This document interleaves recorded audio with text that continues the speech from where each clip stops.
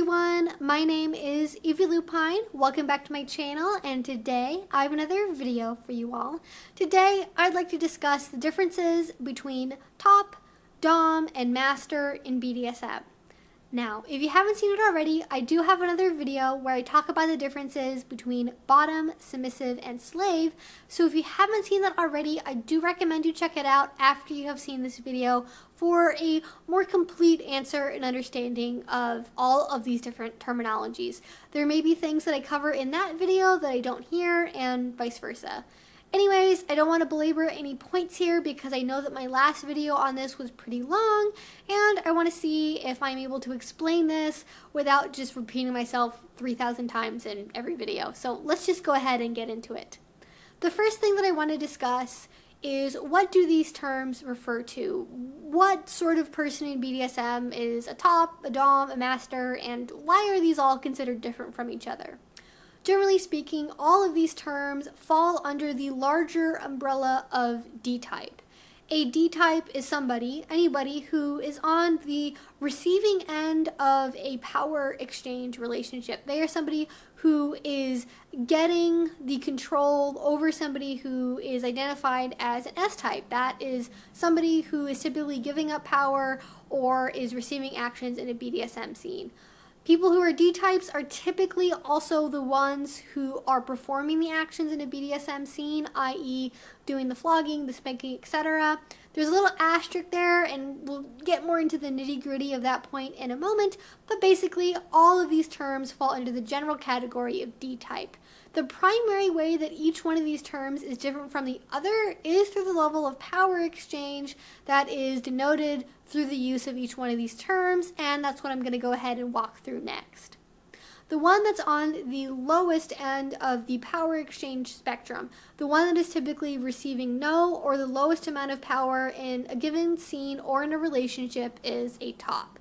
A top can refer to somebody who is simply performing the actions in a BDSM scene. Somebody is topping a flogging. Somebody is topping a spanking. They're the one performing the actions in that case. However, not everybody who is a top is also a dom. There are people who are tops who are submissives.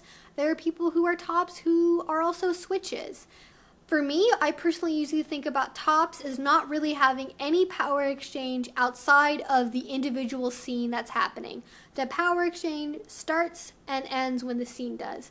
The power exchange in a scene can feel really, really intense. It can be real, it can be powerful, but once the scene is over, once the flogging is done, that is where the power exchange ends. They don't have any additional authority to make decisions or do anything else with the submissive or with the slave or the bottom or whoever it is that they're playing with outside of what's specifically negotiated for the scene itself.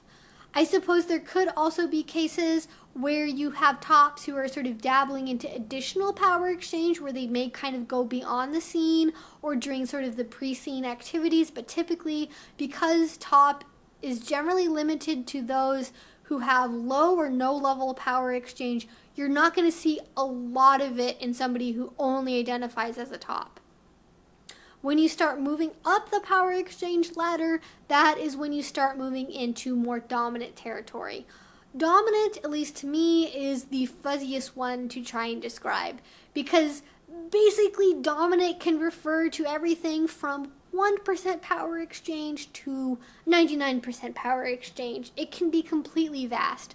Dominants and doms can be people who have authority within scenes, and they can also have power outside of scenes if that is what has been negotiated. So maybe they have authority on the weekends, or after work, or every other Tuesday, or every day of the week. Typically, a dominant is going to have some kind of power exchange outside of just a scene, so they have more power than a top would, but they don't necessarily have the same level of reception of power that a master does. A dominant is typically different from a master in that a master is typically associated with a total power exchange relationship, a TPE, which is where the highest level of power exchange occurs.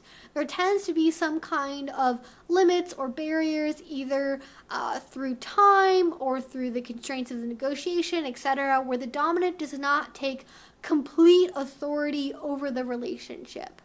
When you start moving into territory where the dominant has increasing levels of power until you get to the total power exchange point, that would be called a partial power exchange relationship. Basically, everything between no power and all of the power is partial power exchange. That means you are getting most things, some things, but not all of the things and not none of the things. When you again start going into more of the master side of things, into the total power exchange side of things, that is typically when title usage goes towards master rather than just merely dominant. Master is a little bit of a loaded term in the BDSM community. Unlike dom and top, there's a lot of culture within the BDSM community about who uses the term master specifically. In the olden days, when BDSM was first really starting to form as a real-life community in the United States, master was fairly strictly regimented towards those who had earned the title and been dubbed master by those in their local community. It was something that was earned rather than merely given or decided upon within an individual relationship. And in some places, that is very much the case.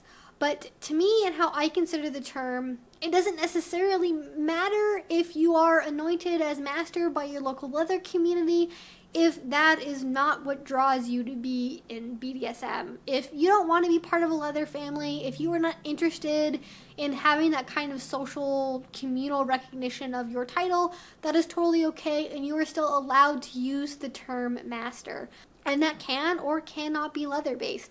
The key thing is that master usually involves having a very, very high level of power exchange. There still may be boundaries and limits and safe words. There may be what I would call sort of rational-minded boundaries on the relationship, like not being allowed to control the submissive's work environment, not being allowed to control their family or children, or, take all of their financial abilities away. There may be some limits there, but if there are, they tend to be very fine red lines, but that is really the farthest that it goes. There are also people who are in TPE relationships where none of those things are off limits. So it's a little bit of a stylistic choice and what you personally consider to be the boundaries of your own ethics in BDSM. So that's basically the quick summary. Is a top is the lower end of the power exchange spectrum, a dominant is basically the whole middle, and a master is usually on the high end. Now, all of these are open to personal interpretation. The information I can give you is simply the general perspective I have observed in the BDSM community, what people around me consider the differences to be, the types of people I know that use these terms and how they're different from people who use other terms, so on and so forth. Your mileage will vary depending on your own individual community. Also, there's no hard and fast rules about any of this. There's no BDSM dictionary police who's going to go and say, oh, well, you have a power exchange percentage of 47%, which technically means you should be using the term dominant rather than master, and blah, blah, blah. Like, that's not a thing. It's a good idea to have an understanding of how other people may perceive you and your relationships based on what titles you use, but they are totally up to you individually. You can use the term master when technically most people would consider you more on the dominant side of the power exchange spectrum. You can use the term top even when you are in a dominant style relationship, when you are in a DS relationship. And that's actually what I want to get into a little bit more, is personal titles and how they relate to categorizations like top, dom, and master. Personal titles such as sir or daddy are entirely up to you and your own creation. There are literally hundreds of different variants of titles that you could use as a dominant person and as a submissive person.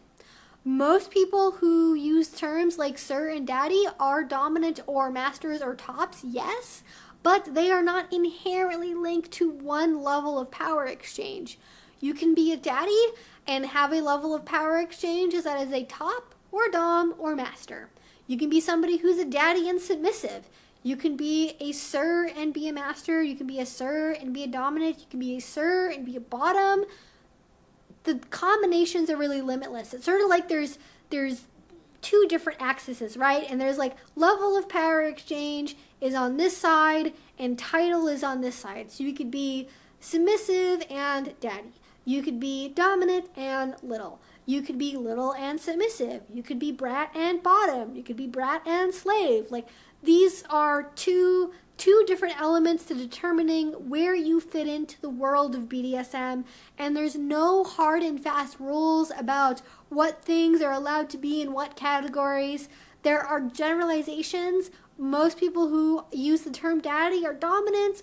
Most people who use the term little are submissive. But that is not the case for everybody, and that does not have to be the case for you.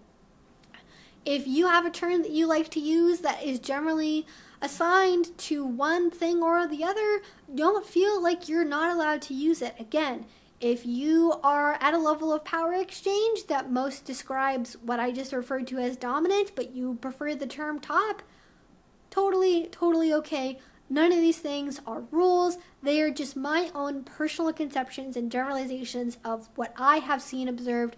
But at the end of the day, it is up to what works for you and what makes you feel best and what helps you be the most in sync with what you feel like you are in the world of BDSM. I also want to talk about sadomasochism and fetishism. Sadomasochism, or sadism and masochism, is not exclusive to either D types or S types, submissives or bottoms, tops or masters or dominants. Having sadomasochistic preferences has absolutely nothing to do with your power exchange preferences. You can be somebody who enjoys giving pain and receiving power. You can be somebody who enjoys giving pain and giving up power. You can be somebody who enjoys receiving pain but doesn't want any power exchange at all. And all of those are perfectly normal and valid and fine. And in fact, I've already covered this in other videos. So if you want more information on this, links down below. But sadomasochistic preferences can have absolutely no relationship to your power exchange preferences, because all of what I've talked about so far are power exchange preferences, not sadomasochistic preferences. On the same end, there are also fetish preferences. So there's all of these different categories, right? Like, you could have a fetish for latex, and having that fetish for latex could mean that you really want to be submissive in latex or dominant in latex, or have absolutely no power exchange in relationship to your latex at all. That's basically everything I wanted to say in today's video. Just wanted to remind you all that BDSM is crazy and weird and wonderful, and is also super diverse, and can really be anything you want it to be. Hopefully this was interesting and helpful and helped clear up some of your misconceptions. If you have any other questions, anything else you want to talk about, please let me know down in the comment section below. See related videos in the description box. And if you like this video and you want to see more from me, please subscribe. I make videos twice a week. And if you want to support this channel, help me make more videos like this one, the best way you can do that is over on Patreon. That is what allows me to make these videos, make more videos, better content, so on and so forth. If you do already support my channel, thank you so much. It means the absolute world to me. And until I see you guys next time, I hope you have a great rest of your day and a great rest of your week. Bye-bye.